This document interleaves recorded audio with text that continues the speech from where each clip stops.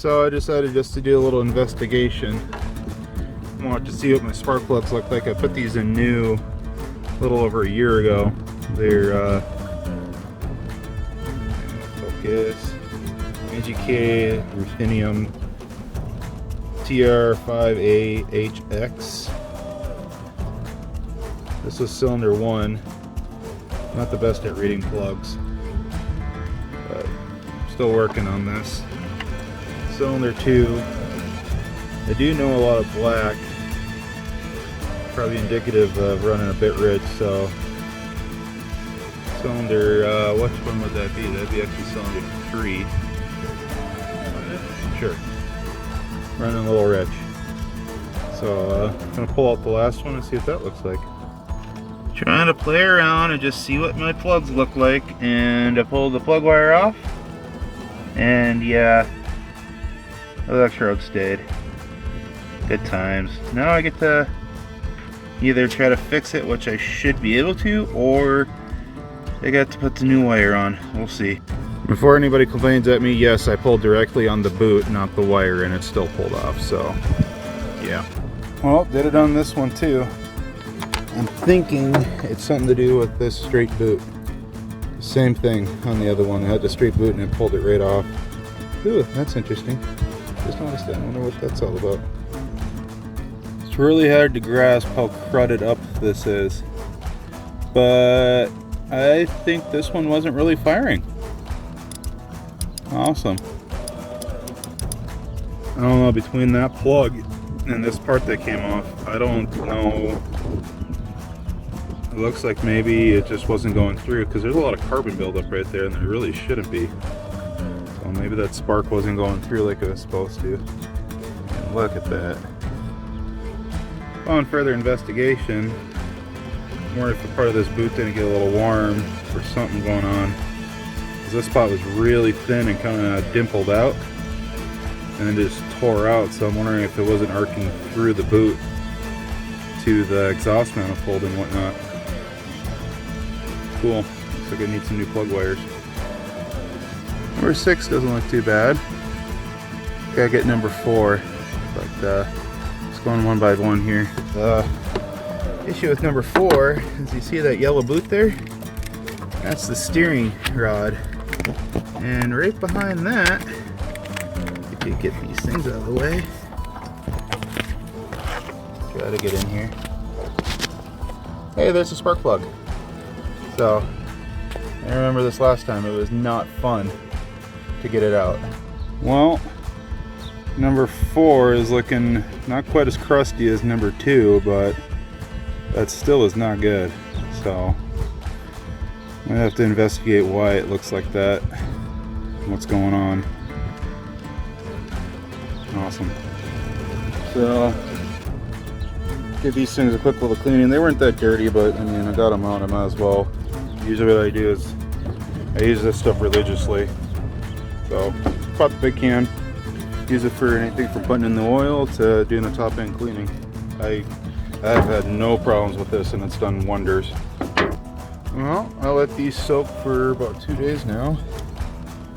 So time to see what they look like. This is all straight seafoam. That's one of the gnarly ones. I got some got a wire brush I'm going to take at it, so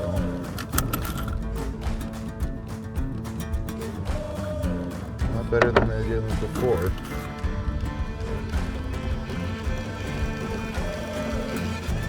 Almost new.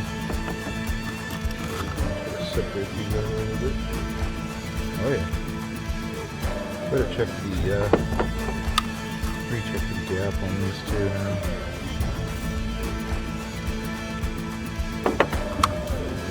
Up.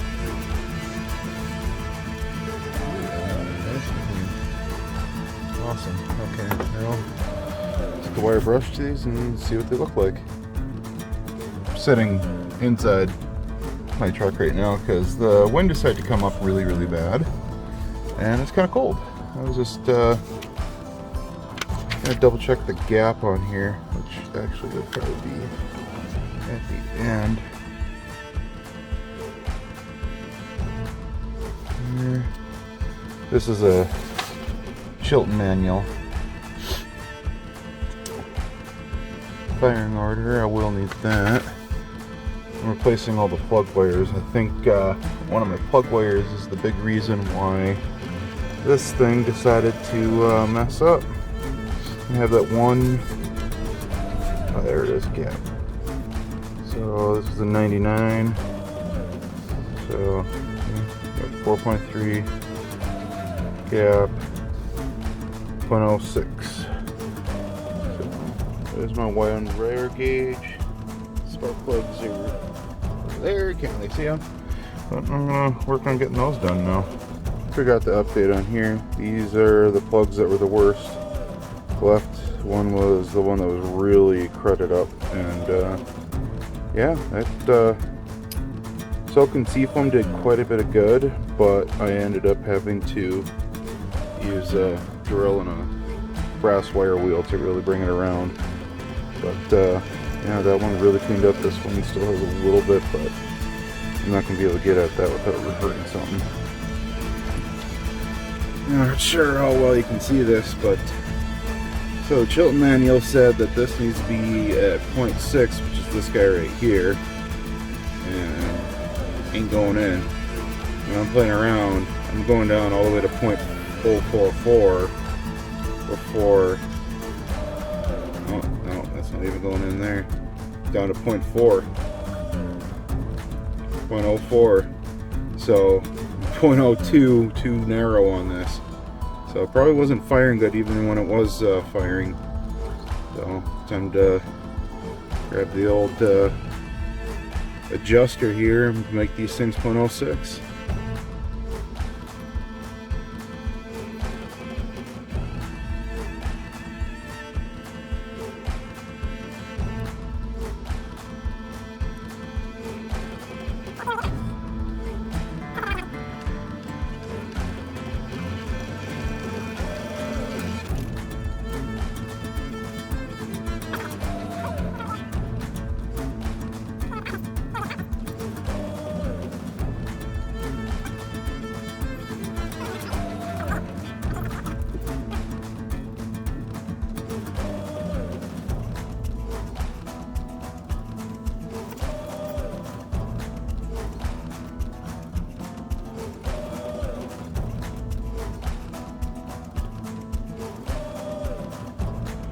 So working a little bit here, I got all the plugs in, re-gapped.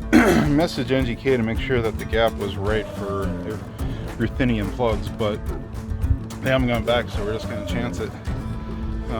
All the oil and splatter you see everywhere is I soaked the only cylinders down with seafoam, and then I cranked her over because I didn't want to hydrolock the engine, so kind of made a mess, but hopefully it's nice and clean in there.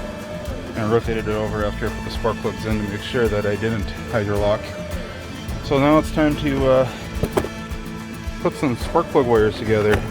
These are the kind that come with, they got the one end and then you gotta cut the length and crimp on the other end, so get to it.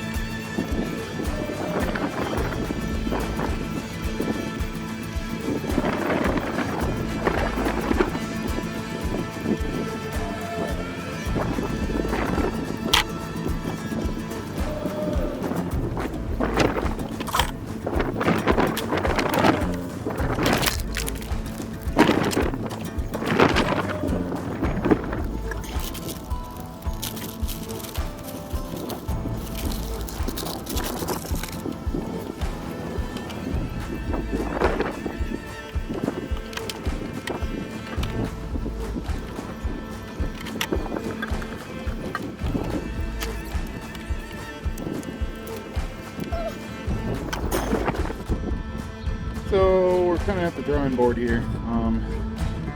Take off the distributor cap because I'm finding out that this, so now it's pretty standard for plug-ins to go into the distributor cap, isn't working. I don't know what I did with that wire. The original wire, the part is much smaller, which means that I'm not actually able to plug it into there. So I'm going to pull it off and see what I can do to get it to work. Okay, I had this cap off not that long ago. This is a new cap about 20,000 miles ago, and those are pretty corroded. I have no clue why. Alright, well, got that back on there, cleaned it up. Got some oil residue in there, so not really sure why, but I did get the one plug wire on, so oh, I just lost it. So what's happening is, instead of having this style, oh wait, no, that is the style right there, there's a pin. So rather than the connector being all the way around the outside, it's actually center locked. So what I did is I took the end and just crimped it down, and this actually locks on really tight. So yeah, adapt and overcome. We'll get it. Let's take a little bit longer because I got to do this to every single one. I got one down and 5 to go for the cylinders, and then the coil wire. I still have the original coil wire, but I don't know. We'll see if I want to use it or not. I don't know. I think these wires may have been junk in the first place, but we'll see.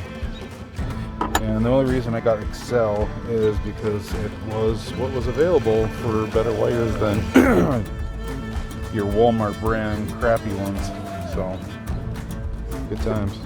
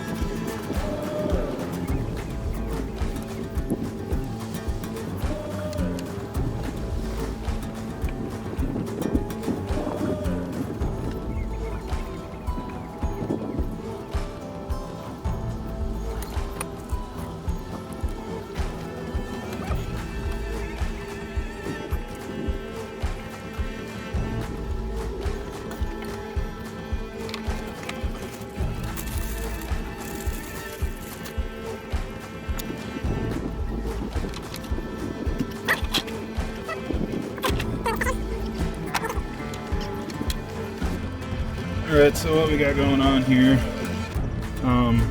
problem is this end over here, I've already shown that once, it's a pain to get to because of that steering shaft. The spark plug is like right behind it, like right there under the manifold. The problem is the straight end was actually running into the steering shaft. So what I did is I cut off the straight end. You get two different sets. You do get the ones that go on the spark plugs, the 90s. So this one will be the only one that I want to put the 90 on. And that way I'll have enough room to get in there then.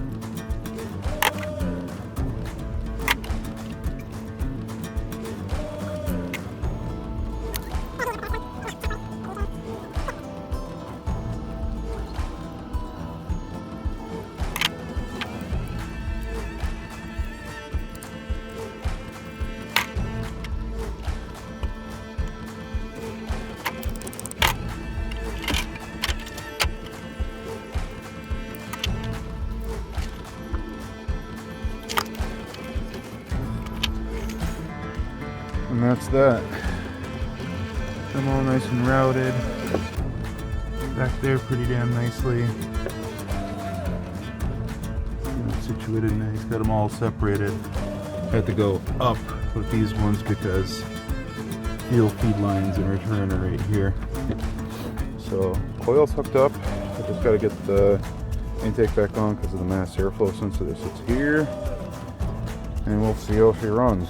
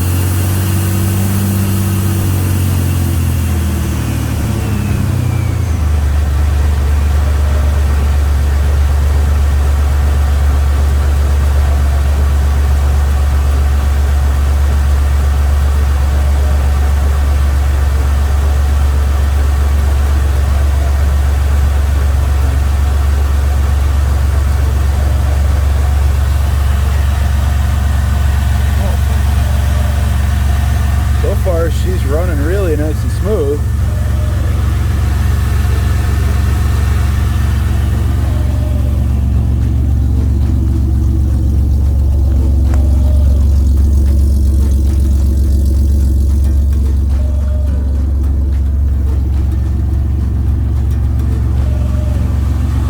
Cracked right off like it was just waiting to start. It was ridiculous. Well, I'm going to let it sit here and idle for a little while, and then we'll go for a test drive. Since I own a shit box and I'm under here all too often, I had a nice fancy headlight. GM in '99 decided that you didn't need one of these, but so I put one in. It's even hood activated. So, sweet.